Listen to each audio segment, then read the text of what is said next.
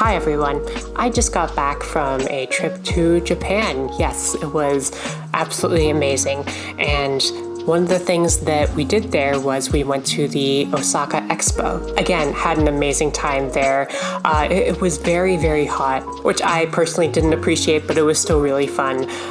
We made so many nice memories. And of course, with any big event like this, they had a fully stocked gift shop with almost everything you can imagine. And since it's Japan, a country that actually values its public transportation a lot, there is this whole store from the JR West group, the Japan Railways group. But yeah, basically they had a bunch of train merch. And as a train nerd, I couldn't help myself. One of the products that they had there was this really cute livery of this one train that I think runs on the Osaka Loop, and it was decked out in this really cute wrap for the expo to promote it. And I really wanted a full 6-car set, or if not at least a 3-car set, which is about the bare minimum you can get with Kato products like that. This was a Kato product, by the way. I'm also going to show it on screen here. The reason why I'm showing it on screen and not, in real life is because by the time we got to the expo, every single one of those was sold out. We checked a bunch of different hobby stores there, and I think we found one of them that actually did have that in stock. It was going for, I think, about 60,000 JPY for 60,000 yen. How much is that? It's not cheap at all. 60,000 JPY to USD is $406. Now, I am but a lowly civil servant, and I don't have that kind of money to spend on this. Now, they did have single car, what they call first car museum things that you can get, and it's basically just the first car. You don't get anything else in there. And we were able to get this, again, used at one of the hobby shops. It pained me so much to only get this one and to basically not be able to complete the set, or even get just a basic set at all that I could run. So I'm doing the next best thing. I'm gonna try painting this not just on a regular version of this train cab car, but also a powered car. So I'll be able to have 3 cars on this train, and it'll be at least something that I can run. So this will be a fun project. Before I start this, I just wanted to show you this. This is the official version that I got. Let me just unbox this here. You can see it was 5,500 yen. And I've obviously opened this before, so it's not a completely new unboxing. But the one that I got comes with, if I can get it out, yeah. This small plastic piece. I'm honestly not sure what that is, but I'm not going to get rid of it just for the moment. And it also has the train, of course, itself, the first car anyways. Very, very cute. It has the little mascot of the expo there. We love that. Underside is also very detailed. Again, since these are built DCC ready, yeah. You can take that off and then slide a front decoder in there, and basically you're good to go there. So that makes it really easy. We love Kato for that. It has a front coupler here. This is just for show. This doesn't actually move or anything, unfortunately. You can see it's very nicely detailed and everything. I'm just gonna put this back on, slide it back in here. So I'm going to move on to the other cab car here. So this is the Tomix one. Again, you can see Tomix right there. I guess we can start with the underbody, but basically this has a different style of couplers. It's a old Rapido coupler. I don't know why Tomix still uses these, but that's, I guess, their MO. So I am going to have to probably remove this coupler, and then I bought some Kato couplers that I'm going to try and mount here. Hopefully that'll work out well. Yeah, so as you can see, a lot of the detailing is the same, except this has the pantograph on top. This is a different livery, of course, because it's the standard one. Again, since this is Tomix, it's not DCC ready, so I can't like pop out anything here and put in another cab decoder there. So, and then lastly, we have the powered car. This is, I think, like an earlier model. It's the 225. So even though this is not exactly the same model of train that, you know, the prototype is, it's fairly similar to it. Ultimately, I do think it's going to be a very good model in the end. So I don't think that's really going to be that much of an issue, but the real benefit with this is that since it's a Kato, yeah, you can see that you can put the decoder right in there. So this is DCC ready. That's going to save me a bit of a headache there in, you know, actually getting this up and running for my layout. This powered car actually only has one pantograph. All in all, it's like really well built. Couplers work and everything. I tested this on the tracks. It works out, and yeah, we're pretty much good to go. So the first thing that I'm starting with here is just taking apart each of the cars. I'm taking out the motorized chassis, which was a little bit trickier than I originally anticipated. I'm also taking out all of the window panes that are fixed inside of the shell there. I'm also taking off the pantograph here, disassembling all the little pieces. And yeah, just getting them ready to prime.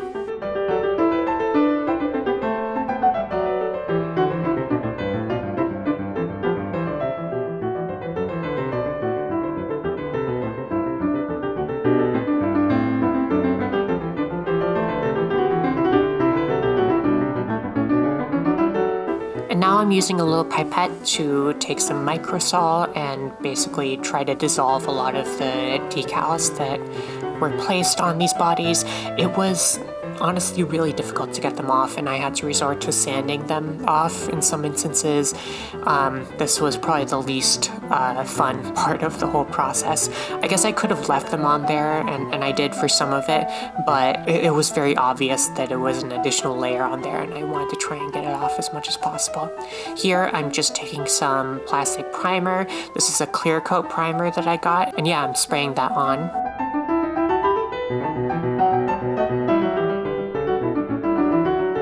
After I got them primed, I went in with some acrylic paint that I had lying around and just trying to get an even white coat on there.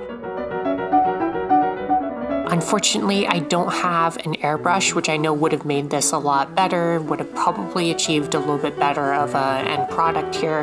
However, I just don't have it in the budget right now for me. But if you end up thinning out acrylic paints enough and apply it in thin coats, then you can achieve a pretty smooth and honestly a pretty good end product here. This is just kind of that first coat drying. Now, this was my first attempt, and honestly, it didn't go that well. The paint started peeling off, and it started looking really bad. So I decided to give it some more coats of that primer. I actually did, I don't know, like 5 coats of this. It was kind of insane. And then I tried reapplying the paint on there to hopefully get a much more even application. Not just that, but also to get the paint to really adhere to the surface of the plastic. Unfortunately, that didn't really end up happening. As you can see, right after this, like the first coat was okay, but in subsequent coats, it really did not do well. And if you look closely, like a lot of the areas have cracking paint on them. It's kind of hard to see in the camera here. I kind of had to take a step back and get a new primer. As for the shells, I threw them in a tub of water to get the paint off and start over. I'm not even making this up. Like the second I put this into like this tub of water, like the paint's just peeling off like that. I don't know if you can see. Yeah, it's definitely the primer. I don't know what else this would be. Yeah, this brand sucks. Please do not buy it if you're doing any project at all.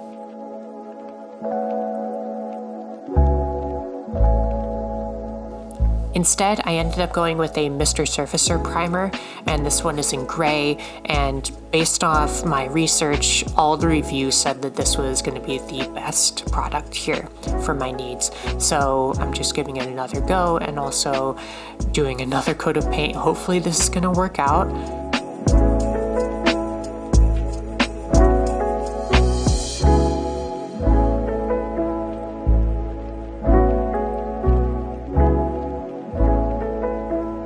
You can see here by the second to third coat, it was looking honestly a lot better.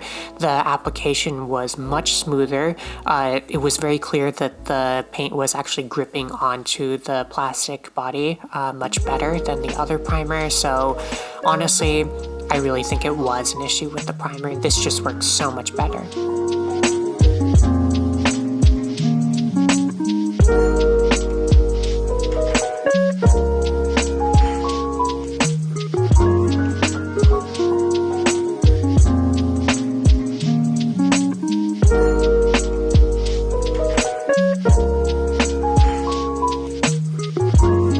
Again, I know there are a lot of like intricate details in this wrap design they have here.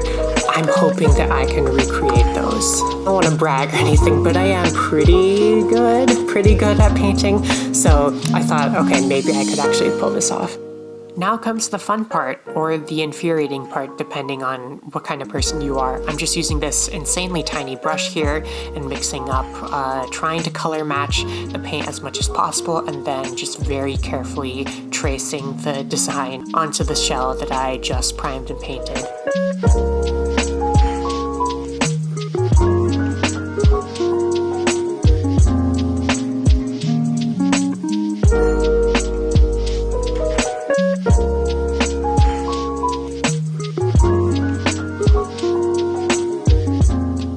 A little ways into it, and it's honestly looking fairly good.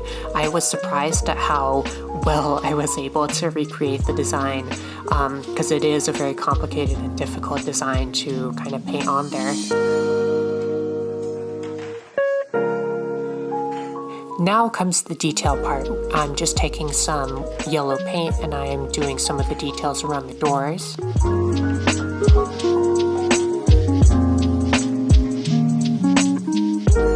Now I'm just taking off the painter's tape here to reveal how the primer did, because I did only prime like the sides of the body. I didn't prime like the tops or anything. So I wanted to see if I got any like overspray or if any of the primer got like underneath the tape. Luckily, I was pretty good for the most part. There were a couple areas where I had to like touch it up with some metallic paint to try and match the kind of metal livery that was there before, but honestly, this worked really well.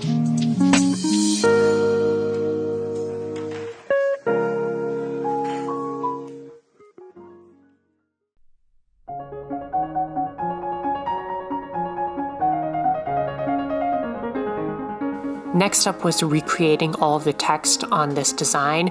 I'm not gonna lie, this was a very tedious and annoying process to do, because I had to go through and find a match for all of the different fonts that were used in this design. Not only that, but also like size it correctly and make sure that I have the right characters and everything. It really took a while to get this to a point that I was happy with.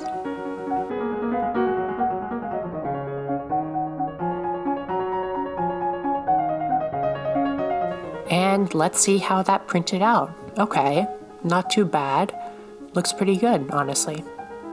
Now all that's left to do is soak these decals in water and then apply them to the body. Oh wait, the ink is kind of fading in the water. Okay. So after that, I decided to wait a little bit longer. Maybe it just needed time for the ink to dry or something. No, that's not much better, honestly. Ugh. Okay, yeah, I definitely did something wrong. I didn't spray it with a clear coat so that the ink wouldn't like dissolve away in the water. After I cleared that up, the decals went on without a hitch.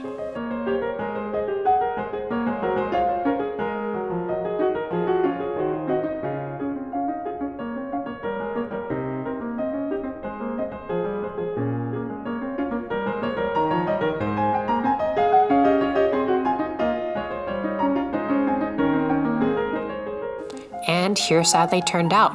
I'm honestly really happy with this.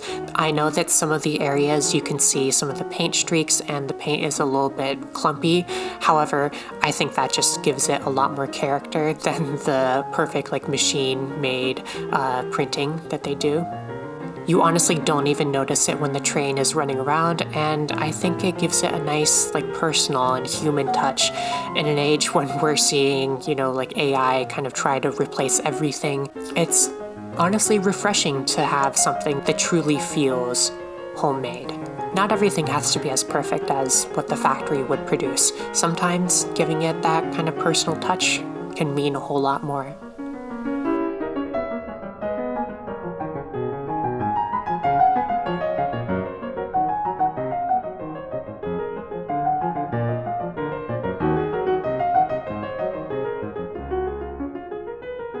And that's about it. I'm so thankful that I was able to get this done, and B, that it turned out amazing. And you know, it's an actual like 3-car set that I can run now. I honestly did not know if it would work this well, so it is a huge relief and joy to see that it actually runs. Anyways, there's still additional work that I need to do. I do need to get its own decoders because I've cannibalized the ones that I use for my Shinkansen for now, just so that I can run this, but it would be nice to have, you know, separate decoders so I don't have to swap them out all the time. And I need to figure out how to wire the Tomix chassis so that it's also DCC compatible, because right now that car can only run on the front of the train. The tail lights don't exactly work on the DCC layout, but that'll come at a later date. I'm honestly just really excited that I was able to get this done at all and that I have a working train that I can run right now. To cap off this video, I'm going to leave you with some very relaxing footage of the train in action.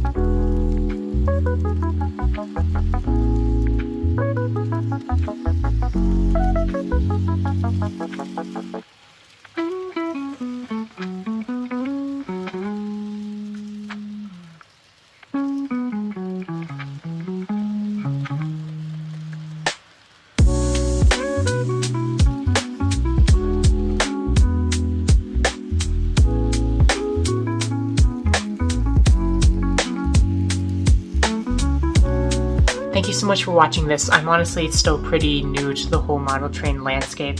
here. So hopefully I'll be able to do more projects like this in the future and make more cool stuff. Anyways, merci pour avoir regardé et ça c'est tout.